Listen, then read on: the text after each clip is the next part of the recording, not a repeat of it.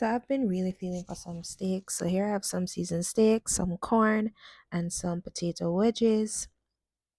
So these are my pans. So my steak, getting the pan heated to add my steak, and I'm just testing the temperature, and woohoo, it's really, really, really, really hot.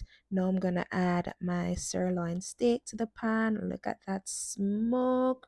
Yep, yep, yep. That is what I'm going for. So I'm gonna allow that to get a nice sear on both sides and get to the temperature that I so desire. So that's some sweet corn going. I got my potato wedges going, and that's my steak. Look at that sear. Oh, and I'm adding some butter, garlic, and thyme to that. I'm just gonna baste the steak to get that juiciness. And of course, I'm looking for a medium well cook on my steak. Then I'm gonna sit it to rest. Then I'm gonna go back to my potato wedges and finish off that in the pan. And I'm gonna make a nice little sauce to go with all of this. And yes, I'm just checking on the different pots that are going.